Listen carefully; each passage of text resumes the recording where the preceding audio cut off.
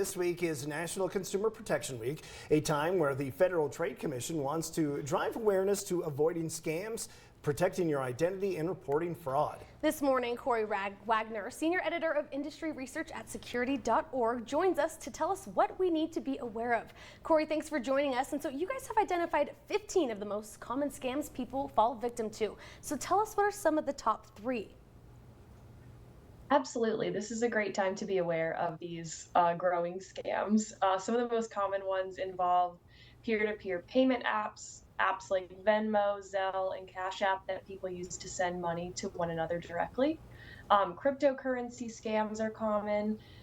Gaming scams are common, online video games or console games, and text messaging link scams are also growing in frequency. And that's because some of these are kind of newer technologies or newer products. So it creates a kind of new frontier for fraudulent actors to take advantage of. So why do you think that those peer-to-peer scams are the ones that people fall for a lot? Absolutely. So these apps are really convenient and easy to use. You can avoid writing a check. You can pay someone very quickly. You can split a bill with friends at dinner. So there's just a lot of uses for these apps, which makes them very popular. But since the burden is on them to verify the recipient, that is what creates the huge opportunity for scams to occur. You have to make sure, as the person sending the money, that the transaction is legitimate. And there's just not the same types of protections that there are with a credit card or a bank account. Usually bank accounts are insured by the FDIC. Credit cards have different policies that they will protect their users in case of fraud. But with a peer-to-peer payment app, there's just not the same level of protection. So there's a lot of things that users need to do in order to make sure their transactions are getting in the right hands. It's so easy, it's almost too easy. Mm-hmm. And when it comes to social media, I mean, we're bombarded with ads everywhere. So how can we tell what's fake and what's not? That's a great question.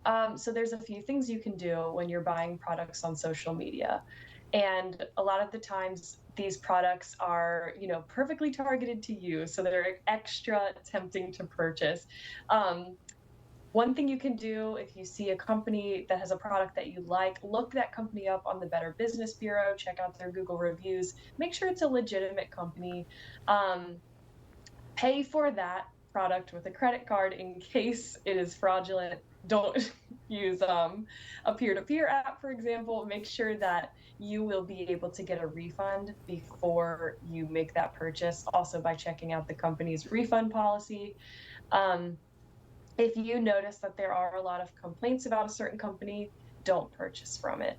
Find another place where you can get a similar item. And that's one of the greatest things about online shopping today. There's probably going to be another seller selling a very similar product that's much more trustworthy. So doing your research in advance can prevent those kinds of scams from happening to you.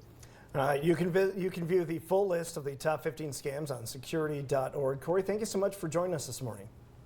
Thanks for having me.